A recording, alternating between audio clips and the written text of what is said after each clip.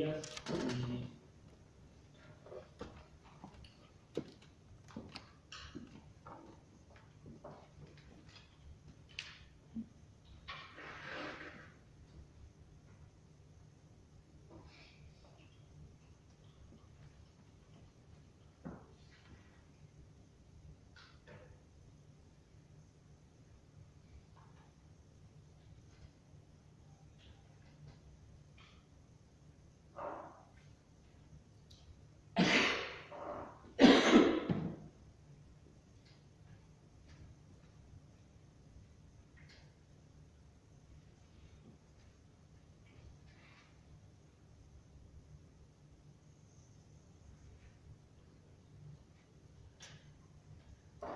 Bueno, voy a tratar de ser breve para ver si tenemos algún debate, ¿no? Agradecerle en primer lugar a Alex y a Gisela, los directores de este congreso, y siempre es muy grato volver a Castellón y bueno, tener la posibilidad de trabajar con ustedes en estos proyectos tan interesantes, y esa fuerza que tiene Alex, quienes los conocemos, sabemos que tiene mucha fuerza para proyectos de este tipo, ¿no? Bien, mi idea es, yo voy pasando un vídeo, que es una intervención de un artista, podríamos llamarle, pero más que artista, activista yo le llamaría, que es Alfredo Jar, o Alfredo Jar, como le llaman, que como él dice muy bien, nació en Chile, pero nació en Chile, su vida lo llevó por muchos derroteros, ¿no? Mi idea es brevemente partir por una frase que en un homenaje a Alfredo le hacen varios filósofos del arte o de los estudios visuales como Lili Uberman o Jacques Rancière, y ese homenaje, que era un pequeño libro que se llama Imágenes y Política, hay un poco uno de los ejes articuladores de ese proyecto, implicaba una pregunta, ¿no? Que era cómo articular la práctica estética con la práctica política, ¿no?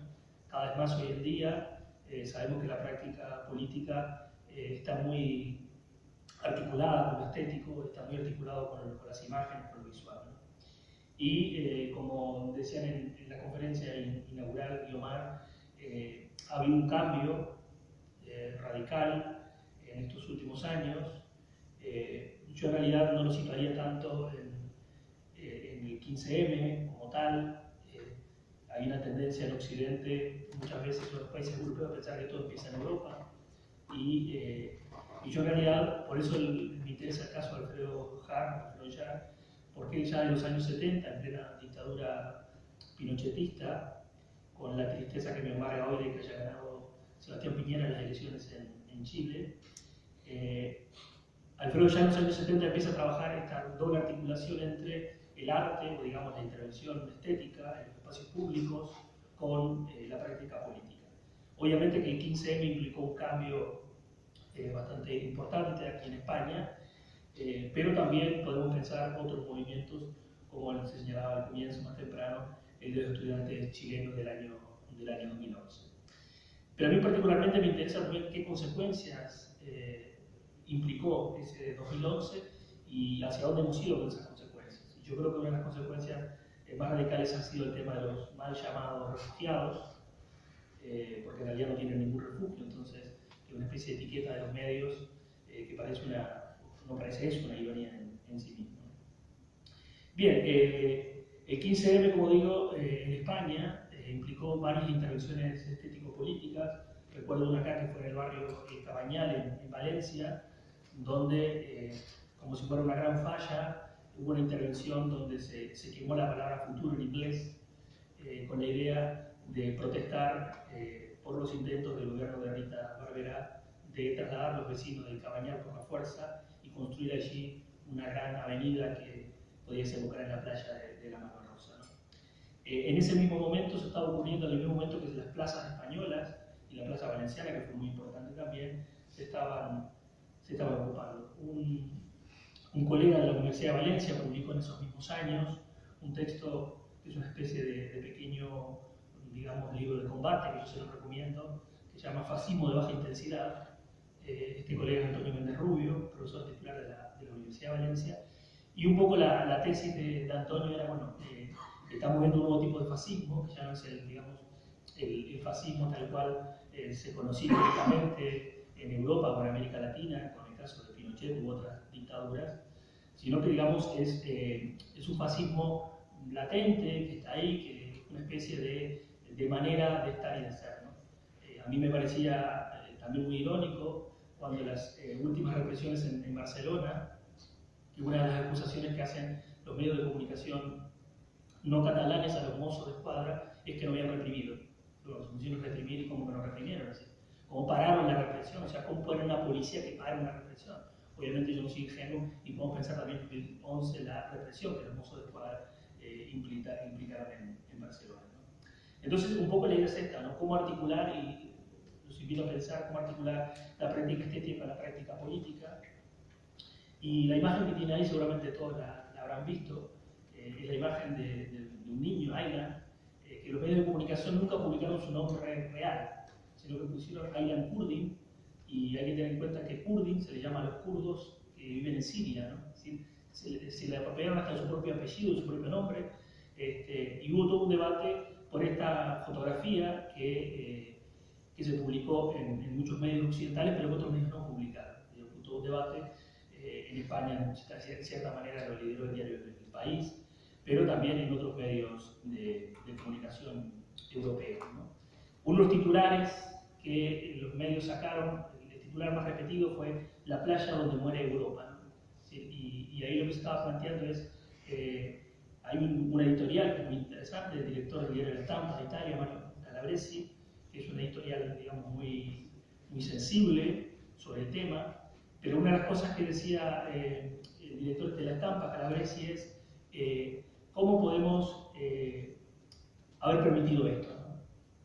Y digo, el editorial era muy sensible porque él empezaba hablando de cómo duermen los niños. Y los que somos padres sabemos que los niños duermen con una postura similar a esta, ¿no? Es decir, boca abajo. Y también decía Calabresi una frase muy polémica, decía, si es un niño vestido con ropas occidentales, puede ser cualquier hijo nuestro, cualquier niño nuestro, y eso debería sensibilizarnos más. Claro, la pregunta sería, bueno, si fuera negro, si viniera de otro sitio del mundo, si no se vistiera como niño occidental, estuviera desnudo, ¿qué podríamos pensar? O sea, no nos sensibilizaría tanto como esta imagen, ¿no? Alfredo Yar hace una intervención, que la voy a ir poniendo mientras voy hablando, donde él juega con varias imágenes de niños muertos en las playas, ¿no? Hay que tener en cuenta que la imagen que los medios de comunicación pusieron, la mayor parte de las imágenes, no era la imagen, digamos, que sacó la fotografía, sino que fue una imagen manipulada. ¿Sí? Una imagen manipulada donde un medio corta ciertos momentos para que quede la imagen esta del niño boca abajo muerto en la playa. Digo, esto es un acontecimiento en el sentido de Badiou, ya que implicó una ruptura radical con las maneras que nosotros tenemos de entender lo que estaba pasando con la migración. Es decir, los refugiados, como digo, los mal llamados refugiados, en el fondo, lo que se plantea a partir de ese momento es qué tipo de políticas, y la política central, una de las consecuencias centrales, imagino que todos sabrán, fue cambiar seres humanos, cambiar mal llamados refugiados, a Turquía por dinero y por el ingreso de Turquía a la Unión Europea, ¿no? Todo este tipo de consecuencias, como digo, están muy vinculadas a lo que ocurrió en el año 2011, ¿no? Radicalmente se empiezan a incrementar las formas de represión, lo que estamos viendo en Barcelona ahora, pero también recientemente con el caso del documental Ciudad Muerta, que no sé si lo han visto, y bueno, el posible asesinato de un dirigente de extrema derecha de Zaragoza por parte de uno de los chilenos, o de los chicos que nacieron en Chile, que fue protagonista de ese documental, ¿no?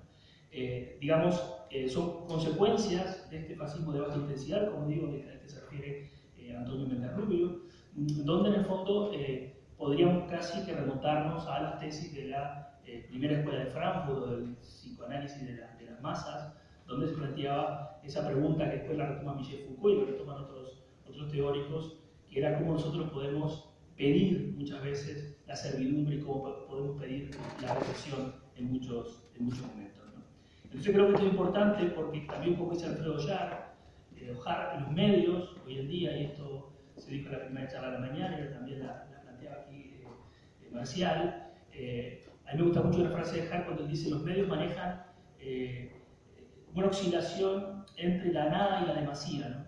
¿Sí? Por una parte, sabemos que se nos oculta mucho, sabemos que hay muchas cosas que no se nos dicen, por ejemplo, el caso del 15M, costó a los medios de comunicación españoles dar esa noticia, fue la quinta ese día, el mismo 15M, en televisión española, en ese momento no gobernaba el Partido Popular, sino el Partido Socialista, fue la quinta noticia, y le costó a los medios de comunicación dar a conocer que las plazas estaban siendo ocupadas, cuando fuera de España ya la noticia era como lo que está ocurriendo en Cataluña, era una noticia que estaba presente en todos los medios.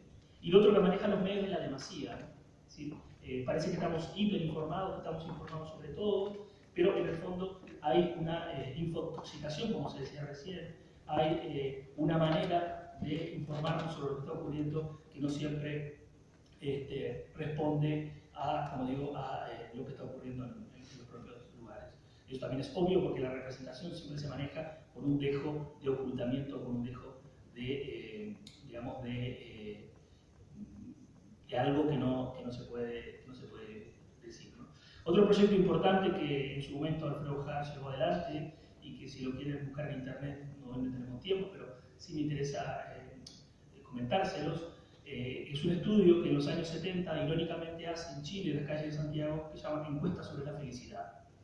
Fíjese el contexto, ¿no? La dictadura de Pinochet hace poco había bombardeado el Palacio de la Moneda con el asesinato de Salvador Allende, el presidente socialista electo democráticamente, y a los días de ese golpe de Estado y ese bombardeo de la moneda, que es un tema hasta el día de hoy que sigue afectando al conjunto de la población chilena, Alfredo Ojár hace este proyecto, ¿no? Es decir, salir a la calle con una grabadora y preguntar a la gente si es feliz. ¿Usted es feliz? Y claro, muchos no interpretaron lo que estaba haciendo él, porque como digo, era un contexto muy particular en torno. Pero esa encuesta sobre la felicidad implicó que Alfredo después, en una serie de vídeos que se llevó adelante, mostrara la relación, digamos, o la contradicción entre el rostro triste, el rostro afectado del chileno medio y esa respuesta sobre la felicidad. Entonces, como digo, estos proyectos un poco a lo que aspiran es a plantearse esta relación de la articulación entre la práctica estética y la práctica política. Gilles Deleuze, que también se mencionó hace un momento aquí, él hablaba de dos elementos que creo que son centrales para pensar hoy la relación que tenemos entre lo estético y lo político. Él hablaba de creación y de dispositivo. Decía, todo dispositivo en el fondo es un acto de creación. ¿Y qué es un acto de creación? Un acto de resistencia. Por tanto, no toda comunicación es creación, ni toda información es un dispositivo, sino que en el fondo a lo que deben de apostar por ese acto de resistencia como los proyectos que recién nos mostraba Marcial. Bien, esto es un poco lo que les quería comentar y pensar cómo en el fondo cuando cae el llamado socialismo real, Jacques Derrida escribe un libro, un panfleto que se llama Espectros de Marx, ¿no? Y él dice, ¿cuál es el problema que tenemos con Marx? Dice, el problema no es Marx, el problema son los espectros, es decir, son las consecuencias que la caída de lo que está ocurriendo, esta especie de abandono del marxismo que se estaba dando, dice, ese es el problema. Y hoy podemos pensar en Gramsci, ¿no? Porque otro de los proyectos de Jar fue una intervención que hizo que se llamaba La cárcel entre Gramsci y Pasolini, ¿no? Y era una serie de rejas donde uno entraba a esas rejas y se sentía como si estuviera prisionero, ¿no? Entonces, creo que son aspectos importantes para pensar esta nueva relación que tenemos hoy, como les decía, entre la práctica estética y la práctica política. Eso, muchas gracias.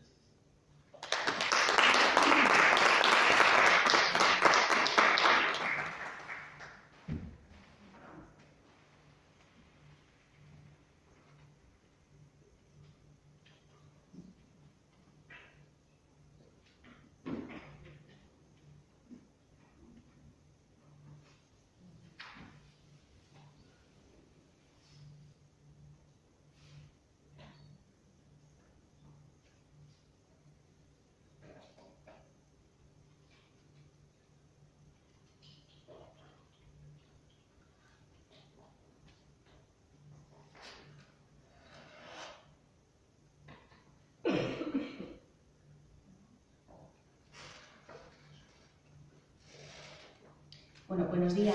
Primero me quiero disculpar por mi entrada accidentada, por haber llegado tarde y sin haber escuchado la intervención entera. Y también me disculpo porque llego con la voz así, entonces espero que me dé para compartir aquellas cosas que quería aportar, ¿no? Muchísimas gracias por la invitación, por estar aquí en estos espacios tan necesarios, porque ya es el hecho en el que le ponemos palabras, compartimos y hablamos de esto, de la comunicación para el cambio social, la importancia que tiene, ya hay algo transformador en el solo hecho de hablar de ello, ¿no? Traía una canción para empezar, pero es que no la estoy encontrando porque no me acuerdo muy bien del título. Pero mira, para no detenerme mucho, bueno, como tengo apuntadas las cosas que me interesan, es un tema de Calle 13. Bueno, a mí me parece que a veces desde la música se hace más periodismo que desde algunos medios, ¿no? Hay ejemplos también en el hip hop, en el rap, en el que se están contando cosas que no contaban los periodistas. Y ese tema que os iba a poner, que también es muy despertador, por cómo es el vídeo, de Calle 13, dice algunas cosas que comparto, ¿no? Y bueno, que yo creo que la música además tiene ese poder difusor de llegar a la gente de una manera mucho más directa y más rica también. Dicen ellos que si la prensa no habla, nosotros damos los detalles pintando las paredes con aerosol en las calles. Esto es lo que ha acabado pasando, ¿no? También los medios de comunicación se han ido alejando un poco de la función social que deberían tener. La ciudadanía se ha organizado para contar las historias que nos están contando los medios. Entonces me parece muy positivo, ¿no? Y creo que entender la comunicación como una herramienta para cualquier ciudadana, para cualquier ciudadana, es muy valioso. Dice también Calle 13 que una noticia mal contada es un asalto a mano armada. Efectivamente, esto tiene que ver con que no hay una conciencia de que la información es un bien público y que es un derecho constitucional que tiene la ciudadanía, hay que defenderlo desde ahí. Entonces, en la medida en que no hemos logrado trasladar esto a la sociedad, no se defiende ese derecho. Y por eso creo que se consiente tanto, ¿no? Y además, porque tampoco entendemos el poder como consumidores que tenemos cuando consumimos información y cuando engordamos o no, según qué medios o según qué propuestas informativas, ¿no? Es un poder muy valioso que tenemos también, ¿no? Visibilizando los medios, no atendiendo tanto a otros. Y dice otra cosa, Calle 13, que dice, levanto mi pancarta y la difundo, con solo una persona que la lea y empieza a cambiar el mundo. Esto me lo llevo siempre al terreno también personal, porque a veces estamos tan agobiados con el tema de a quién llegamos y a quién no. Nos perdemos, que si las audiencias, que si los medios alternativos no llegamos lo suficiente, que si están... Entonces, cuando estamos en lo macro, no somos capaces de ver lo micro. Y cada vez parece más importante aterrizar qué es lo micro.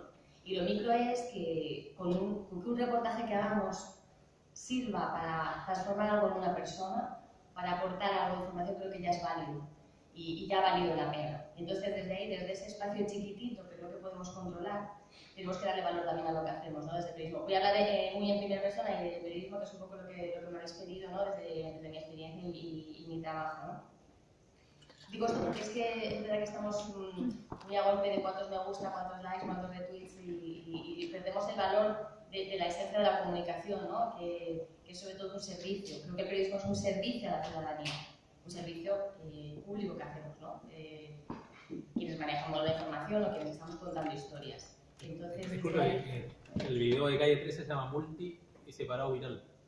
Era separado, bueno, no me ha salido, pero mira, como ya os he dicho, no tiene gracia, porque ya os he dicho de la mano. Lo encontré. Que había puesto. Muchas veces me gusta ponerlo al principio porque es como un... Pero bueno, si queréis lo busquéis y lo veis, porque además el vídeo tiene un ritmo como que te golpea, ¿no? Con los mensajes que dan ellos. Y dicen otra cosa, que somos la levadura que levanta la masa. Pues algo tan modesto como esto, ¿no? Que tiene que ver con lo que estaba diciendo. Este concepto de ser levadura, que es lo poco desde nuestro campo de acción. Y en esto yo confío mucho en las fisuras que hay tanto en los grandes medios, porque, bueno, tener una visión muy crítica como tenemos también, porque conocemos la manipulación y todo lo que se maneja ahí en los medios de comunicación, los convencionales, pero sin perder de vista que dentro de grandes medios también hay periodistas haciendo muy buen trabajo y peleando muchas cosas. Y esas son las fisuras que son necesarias. Y sea desde ahí, o sea desde los medios alternativos, o sea de lo poco que puede hacer cada persona, pues para difundir una información o para colaborar en generar una alternativa de cambio, ¿no? Entonces, bueno, esas fisuras que creo que son muy importantes y que nos sirve para focalizar un poco en la esperanza, porque es que si no nos perdemos en ver esta parte del aparato mediático, el gastarnos, perdemos mucha energía, porque controlar todas las maquinarias es muy complicado. Por eso yo cada vez creo más en esto, ¿no? En apoyar las alternativas, generarlas y contribuir a crear esos otros caminos alternativos que abran puertas y que abran ventanas para la ciudadanía. Bueno, como creo, entonces es mi punto de partida absoluto, creo que como decía, que la información es un bien público, creo que es un derecho constitucional, creo que el periodismo es un servicio. Entonces, desde ahí es que digo todo lo demás. No creo ni en la objetividad tampoco ni en la neutralidad, que esto es algo que antes nos pretende, no sé si imponer ya desde las facultades, ¿no? Yo tuve mucha suerte porque, para muchos años ya, primero de carrera, salvo mi carrera de periodismo en la Complutense por 2 o 3 profesores que me despertaron, ¿no? Pero no es un buen balance de 5 años. Pero bueno, tuve suerte porque primero de carrera mi profesor de redacción, que era Pedro Sorela, nos dijo que la objetividad no existe, y es así, es lo que creo, no existe de ninguna manera, porque los periodistas no somos máquinas, afortunadamente, y no usamos, no sé, fórmulas matemáticas para hacer informaciones ni para contar noticias. Incluso quien se define como objetivo neutral está filtrando la información por la mirada de esa persona. Y creo que ese es el valor también cuando contamos las cosas. ¿Cuál es tu mirada y desde dónde partes?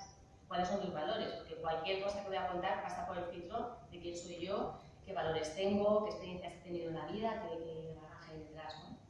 Si soy racista, evidentemente, las informaciones que voy a contar van a contribuir a generar un estigma, a generar odio, a generar conflicto. Si no soy racista y pienso que todas las personas tienen los mismos derechos independientemente de su procedencia, la manera en la que voy a comunicar esa información es distinta, ¿no? Y por ahí un vídeo de Olga Rodríguez, una intervención en la que ella alerta un poco esto y apela también a decir, bueno, miremos quién es el periodista que está hablando, ¿no? Si es buena persona o no. Y esto que parece una obviedad o una tontería, no lo es tanto, porque hay mucho periodismo del odio y mucho periodismo que busca generar conflicto, ¿no? Me trae aquí unos consejos de este periodismo que parece que funciona muy bien, os voy a mirar así un poco por encima, como técnicas, ¿no? Que triunfan bastante. Por ejemplo, simplificar, adoptar una idea única y un único enemigo.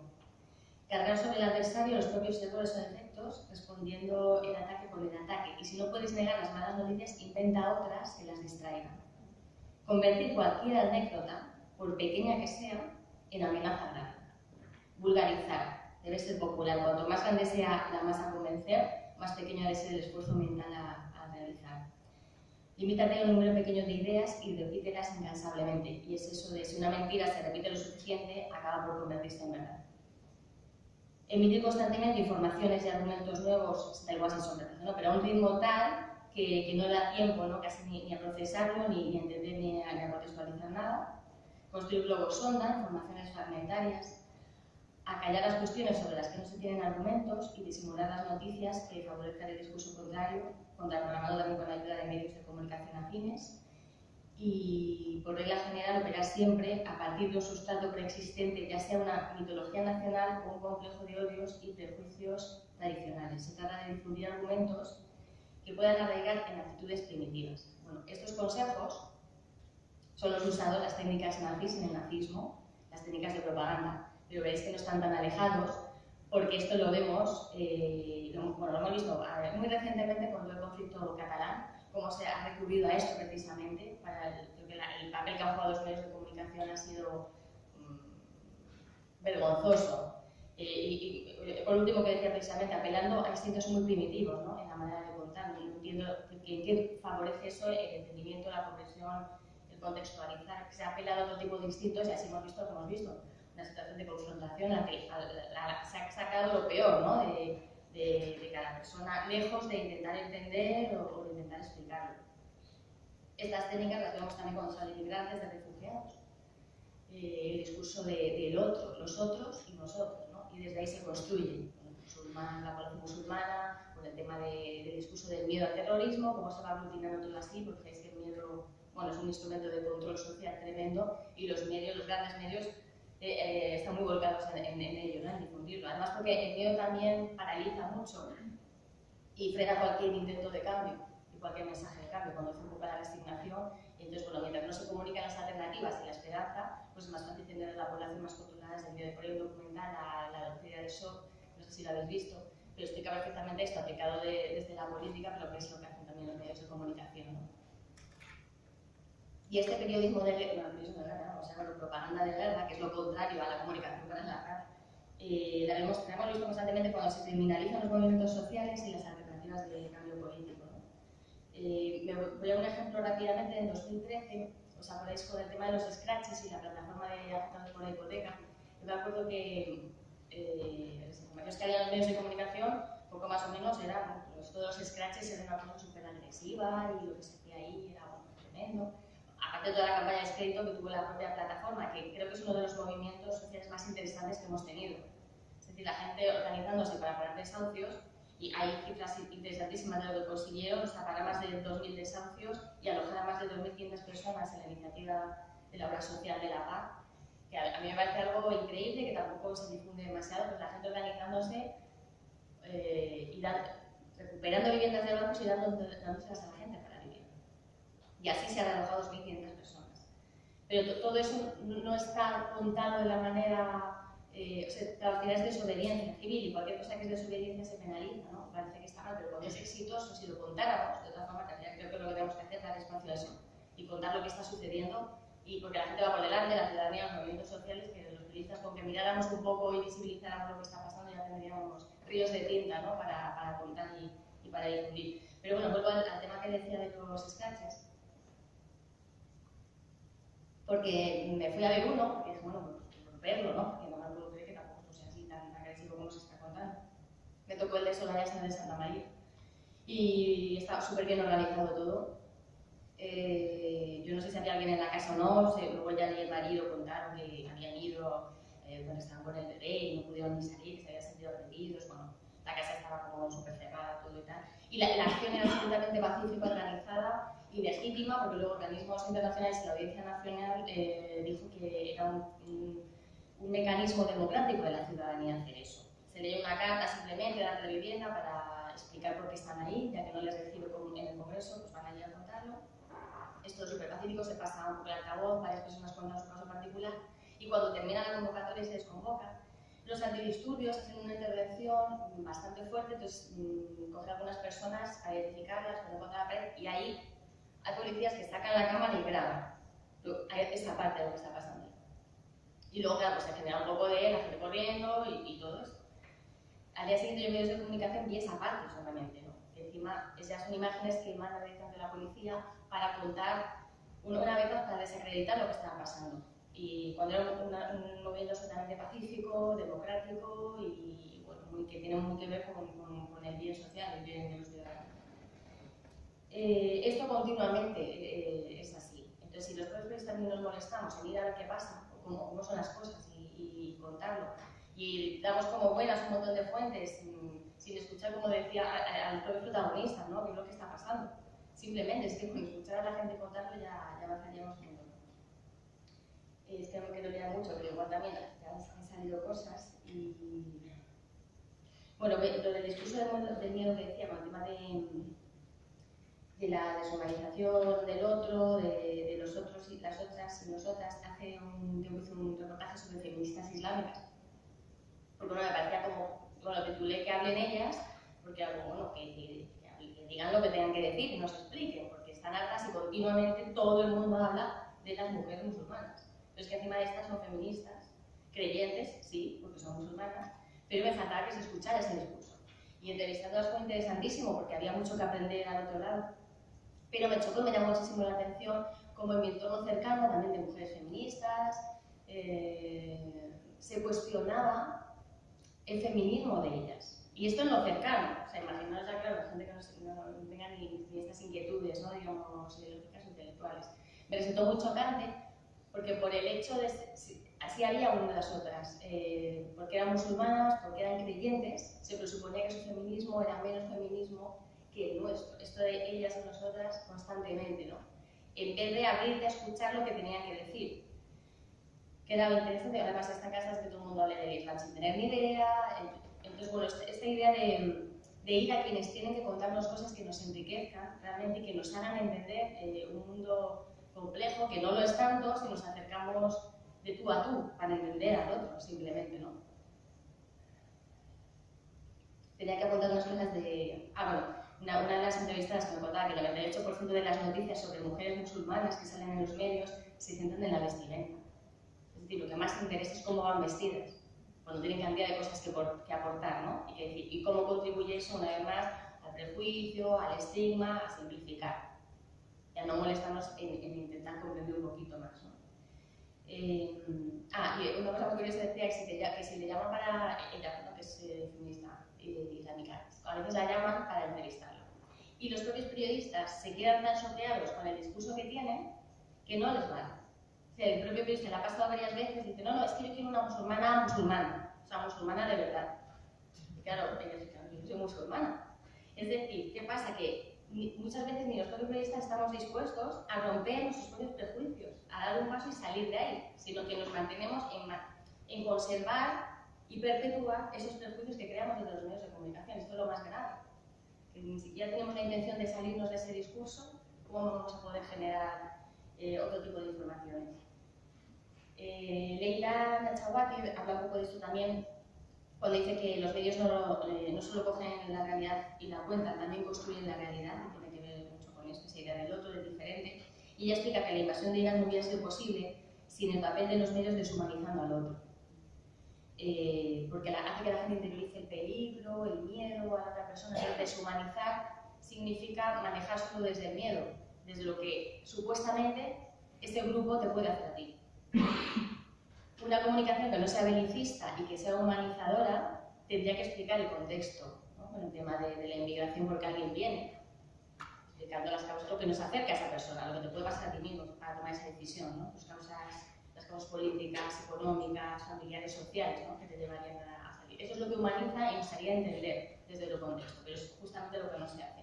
Y precisamente porque es una comunicación belicista, nos encontramos con el uso de palabras, cuando se habla de la valla, de la inmigración, y hemos escuchado muy a la ligera avalancha, invasión, o sea, invaden la valla, asaltan la valla, no se puede asaltar la valla. O sea, es que no, ese lenguaje no es casual y tiene una carga también. Pues digo que el lenguaje nunca es neutral, nunca jamás elegimos qué palabras ponemos en un titular.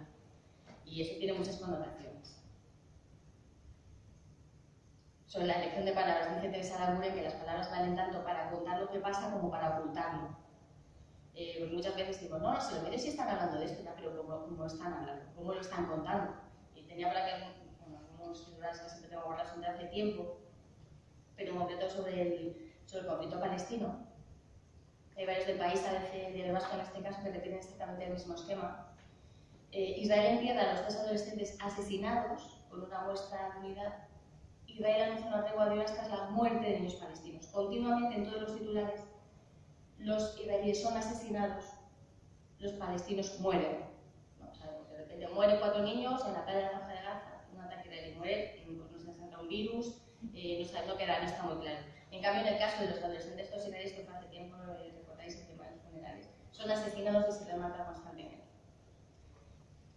Pues evidentemente esto crea un imaginario sobre los conflictos a veces muy distorsionado. Y luego la manía esta de la equidistancia, que no sé por qué se introduce tanto como un valor en el periodismo.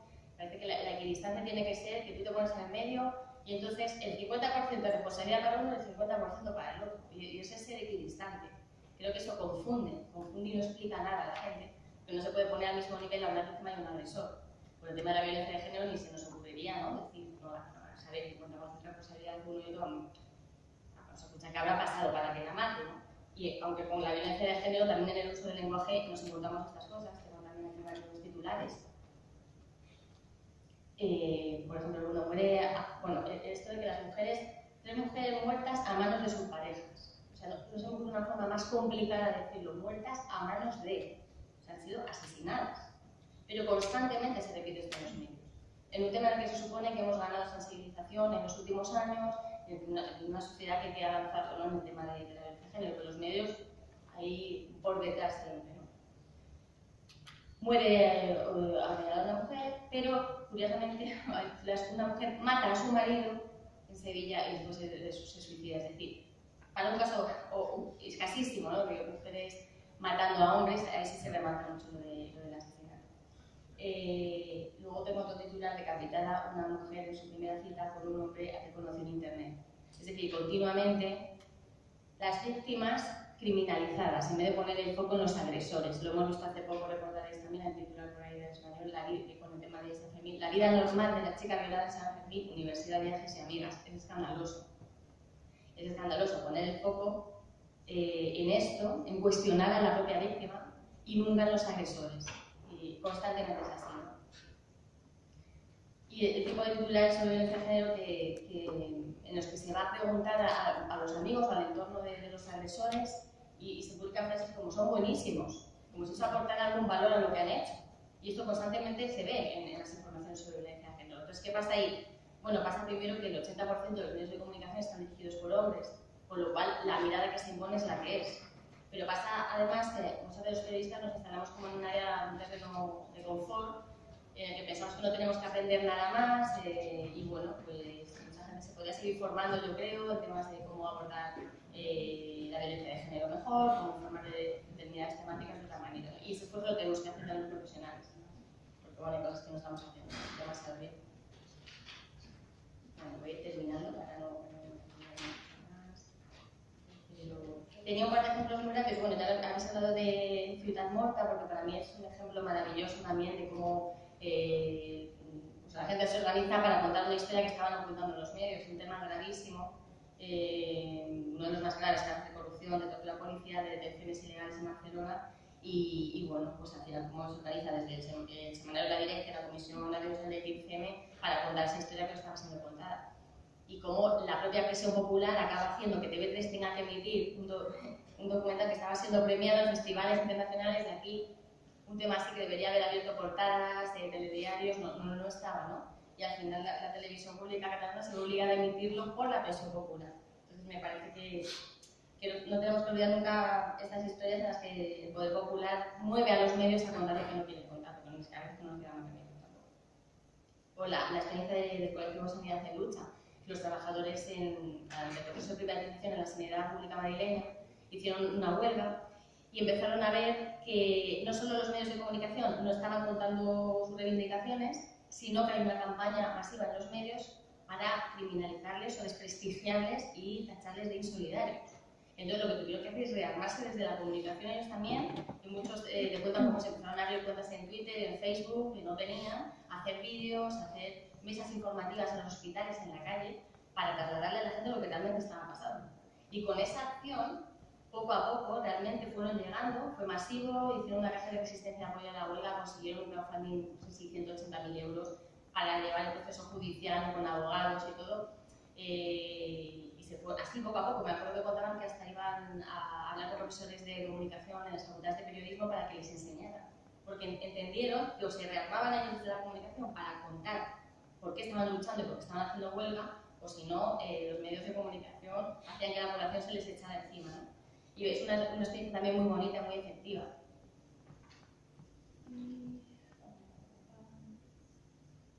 Bueno, yo creo, a ver, en toda esta crisis estafa global que estamos, que la que claramente el periodismo ha salido dañado, sobre todo la empresa periodística, ¿no? La empresa periodística que es el que tiene que cambiar, ha dado una oportunidad muy interesante en el nacimiento de medios alternativos.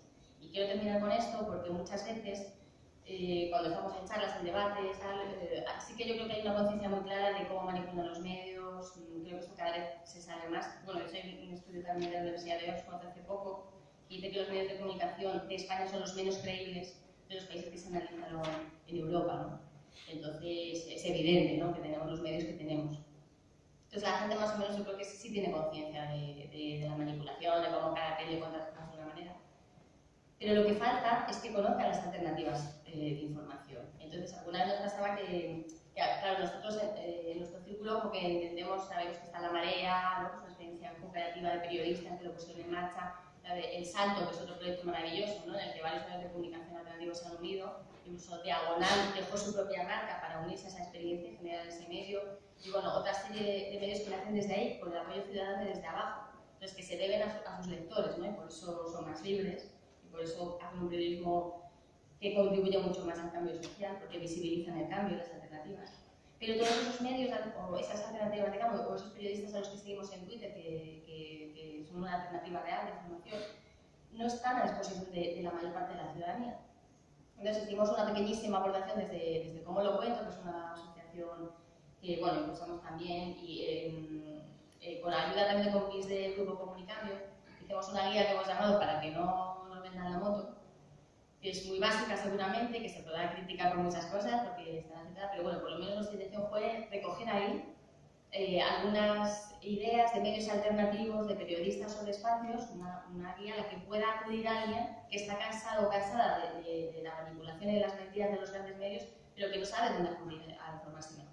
Entonces, bueno, esta guía la tenemos ahí, y desde cómo lo cuento también, otra idea con la que quería terminar, es el defender que cada vez es más importante educar desde edades tempranas la mirada crítica hacia los medios de comunicación, o sea, despertar ese espíritu crítico, ¿no? Yo creo en colegios, en institutos, pues bueno, estamos dando forma ahí, intentando hacerlo también a través de algún taller, porque es que es desde ahí, creo que confío cada vez más también que es desde la educación donde podemos un poco generar unos consumidores de la información más críticos y más exigentes, y que penalicen también a los medios que les venden o les manipulan.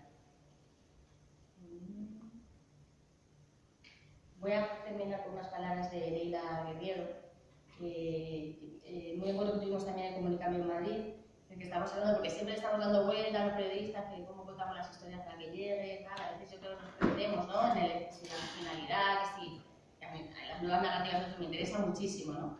Pero que a veces aquí, como yo creo, recuperamos muy la esencia del periodismo, que es escuchar y contar, pues no sé, guiándonos por cosas tan básicas como nuestra intuición, algo tan poco académico y tan poco científico seguramente, y para muchas personas tampoco, muy poco profesional seguro, pero que nos guía, ¿no? Y que nos dice qué historias merecen ser contadas y qué historias tenemos que defender, porque a veces que, bueno, si nos toca pelear, yo apelo mucho a la responsabilidad individual que tenemos, nos toca pelear con un redactor jefe o con un director para defender algunas historias, ¿no? Hace unos años hice un reportaje sobre Remar, porque me llegó un tuit de unos ciudadanos que estaban haciendo una lucha en Valencia, en Zaragoza, contra esta supuesta ONG que es una secta, en realidad, y estuve varios meses investigando a Remar. Remar es un conglomerado multinacional tremendo, no solo en toda España, sino en un montón de países de Latinoamérica, y lo que hay debajo es muy feo, muy feo, muy feo. Y bueno, tuve la suerte de tener el apoyo del medio, en este caso fue Revista 21 de lo publicamos, pero también me tocó defender eso, o sea, que a veces los propios periodistas nos autocensuramos mucho, no queremos complicar mucho la vida. Me consta que la información que me llegó a mí también ha llegado a mucha gente y a directores de periódico que la habían guardado en un cajón, ¿no? Desde un medio alternativo y pequeño, como este en el que yo lo publiqué, ya veis qué cosita tan pequeña, bueno, a los vecinos de esa plataforma de Actores por Remar en Zaragoza les sirvió para, ante el alcalde, que en ese momento era de yo, demostrar algo que ellos estaban contando desde hace tiempo, y es que no querían que se cediera un terreno público a esta supuesta ONG, ¿no? Que es una supuesta ONG que hace cosas tremendas. Yo me di cuenta también en el sector de las ONGs cuando llamaba para hacer preguntas que todo el mundo lo sabía, todo el mundo sabe qué es Remar, pero nadie se atreve a decirlo, nadie quería decirlo. Entonces, bueno, a mí ahí me sirvió para decir, nunca aprendí mucho en la lucha de los vecinos, porque fueron años y años que ellos insistieron hasta que esa información saliera. Hubo otros medios que también les ayudaron a visibilizarlo. Y aprendí otra cosa que quería decir cuando veo esto de la responsabilidad y el escuchar. Hubo entrevistas que hice a víctimas de Remar que llevaban más de 20 años dentro de la secta y hablaban por primera vez de este tema. Habían salido ya y con una situación psicológica complicada, además Remar les quita todo cuando entran, viven en casas colectivas, entonces cuando salen se encuentran sin nada, de repente están trabajando gratis para las empresas de Remar, que son empresas de segunda mano de ropa y tal, se encuentran sin nada, no cotizan la seguridad social, no tienen nada, aparte de todo el daño psicológico. Y algunas entrevistas, pues, la mayoría eran 2-3 horas escuchando a la gente, porque se nos olvida a veces el empatizar y el mirar a los ojos a alguien a quien estamos entrevistando. Cuando salió el reportaje publicado de un medio, de La Sexta, me pidieron algunos contactos para hacer un reportaje. Y luego algunas víctimas me contaron que no quisieron hablar, porque claro, te dejamos como paracaídas a veces los periodistas, entonces llegamos del trípode de la cámara, siéntate y venga, necesito 2 totales y que sean chulos y de 15 segundos, y me lo cuentas ya de prisa y corriendo.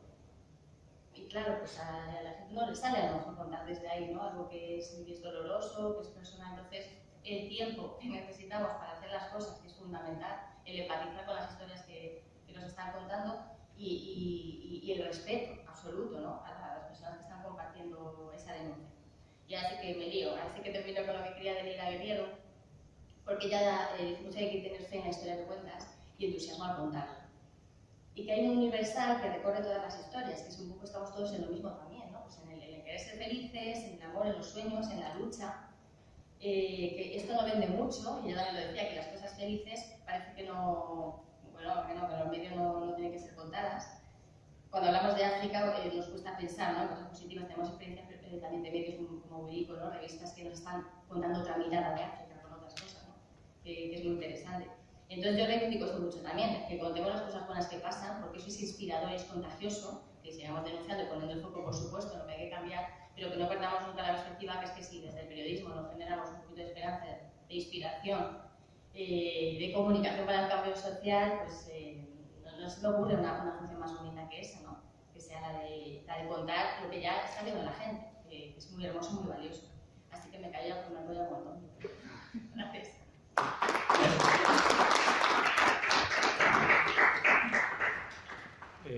Muchas gracias, Silvia, Marcial y Víctor. Vamos a hacer una ronda breve de preguntas y también anunciarles que a la 1:15 hasta las 2:30 está el seminario permanente del YUDES con el tema vulnerabilidad, cuidado y justicia como fundamento para la ética pública.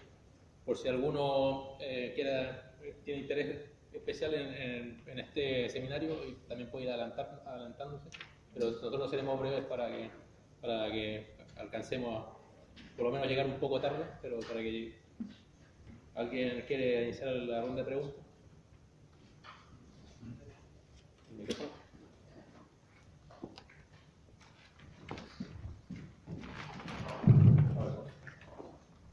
¿Alguno tiene alguna interrogante? Bueno, yo hago una interrogante. A Silvia, me gustaría saber cómo se llama, cuando tú escribes la noticia, ¿en qué aspecto principal focalizas de los criterios cuando tú elaboras una noticia con cambio social? Cuando la escribes, ¿y qué medios alternativos te parecen los más interesantes para fomentar un periodismo de paz, tanto en España como internacional? Para tener como un caso, porque vamos a iniciar un proyecto aquí en Castellón con los compañeros de Málaga, de Zaragoza y de Madrid. Vamos a mapear medios periodísticos alternativos que se asumen como independientes y vamos a caracterizarlos, a ver de qué más personas nos interesaría ver tu opinión sobre cuál consideras como una referencia, aparte de los que mencionaste, como La Marea o El Salto, pero que se destaquen también a nivel internacional, que se destaquen por su crónica, su tipo de hacer periodismo. Pues respecto a lo primero que me has preguntado, o sea, creo que ante un tema tenemos que buscar un poco la mirada que le queremos dar, sin grandes sacrificios. Es decir, que a veces nos perdemos que si en la exclusiva es lo primero, nada de eso me parece interesante, y que al final prefiero poder trabajar con mucho más tiempo un tema y explicar las cosas medianamente bien que hacer las cosas de prisa y corriendo, ¿no? Y creo que están las aristas y del tema, ¿no? En qué ángulo escogemos para aportar algo nuevo ahí o algo que ayude a la comprensión de ese tema un poquito más. Hace poco hice un reportaje sobre acoso escolar y me acuerdo que entrevistando a varias expertas, profesoras también, pero expertas en género, salió una arista muy interesante que era explicar cómo, primero, el acoso escolar es el reflejo de una sociedad violenta, machista y homófoba, es decir, lo que pasaba en las aulas no es, o sea, pasa porque es lo que pasa en la sociedad. Me parece súper interesante verlo desde ahí porque eso explica también por qué, con un montón de medidas y de cosas que se están tomando, el tema del acoso escolar sigue ahí y no lo hemos erradicado. Claro, no lo podemos erradicar si lo vemos como algo aislado, porque tiene que ver con un tema mucho más global. Y eso es lo que me pareció interesante contar, porque desde ahí podía aportar algo nuevo, ¿no? Que esas expertas, por lo que ven en su experiencia en las aulas, cómo el acoso tiene que ver con esto, con los roles de lo que es ser hombre y lo que es ser mujer, y bueno, con lo que ven en profesores y con lo que ven en sus casas, en los padres y tal. Entonces, esto por poner un ejemplo, ¿no? Que digo, siempre hay un montón de gente, las personas que están en el día a día realmente abordando estas temáticas, que nos pueden enseñar mucho cómo podemos contar algo que aporte un pasito más, ¿no?, en la comprensión de ese tema para que pueda abordarse desde otro lugar. Y respecto al otro, bueno, os decía, en la propia guía está como el cuento de la guía para que no nos vendan la moto, ahí recopilamos una serie de vídeos alternativos muy interesantes. Yo he citado a La Marea porque me parece una experiencia increíble, ¿no?, como los periodistas, cuando salen de ERE por el diario público, cómo se organizan y generan un medio alternativo. Pero ahí también necesitamos también espacios radiofónicos como Carne Cruda, por ejemplo, porque me parece se nos puede hacer una crítica a estas propuestas porque alguien nos dijo que a lo mejor estaban filtradas, bueno, sí, claro que están filtradas porque defendemos algunos espacios, algunos programas o medios que nos parece que están aportando algo para la comprensión más allá de lo que dicen los grandes medios. O sea, está carne cruda, pero también hemos recuperado algún espacio, pues hemos dado dos noticias, porque nos parecía que dentro de la tele pública, pues las dos noticias han ocupado durante mucho tiempo un espacio muy alternativo a la información. Y en este que nos lo están poniendo fácil y cada vez más difícil, ¿no? Pero hay también, bueno, programas de Radio Nacional que abordan la información internacional, pues lo pican a Magazine, por supuesto, ¿no? Por la mirada feminista también de los temas. El diario.es, porque el diario nace también con un apoyo en los lectores, que eso es bastante novedoso, abordan más información política, ¿verdad? Pero bueno, en lo que consideramos ahí estos medios que ya nacen como con otro prisma, ¿no? Con otra mirada. Y me acuerdo, es que no recuerdo de qué radio escribí una vez, creo, a La Tribu, en Argentina, me acuerdo que les hice una entrevista porque era maravilloso todo el movimiento de radios alternativas y tal, y cómo generan la comunicación tan en red, ¿no? Con la gente, con los movimientos sociales, incorporando todo ese tejido que hace interesantísimo. Y Latinoamérica es un hervidero de ese tipo de iniciativas, por ejemplo, ¿no? De radios libres o radios alternativas, que aquí estamos bastante más, bueno, escasitos, pero este proyecto que dices me parece muy chulo, lo seguiremos, lo vais a hacer. Vamos a ver cómo queda. ¿Alguien tiene una pregunta?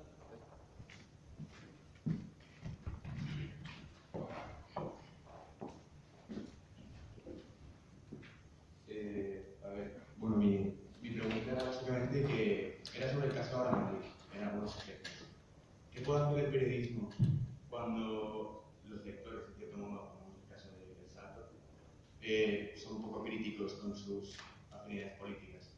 Por ejemplo, el caso de Ahora Madrid en abril, con lo de la venta de Patio Maravillas y la cesión de pisos turísticos. En el sentido de, fue un incidente que es bastante triste lo que hizo la gestión de Carmena y como que fue silenciado por todos los medios afines y no hubo movilización política fuera de, o sea, no hubo movilización política. ¿Qué puede hacer el periodismo cuando, a pesar de denunciar eso, la gente no se mueve? O sea,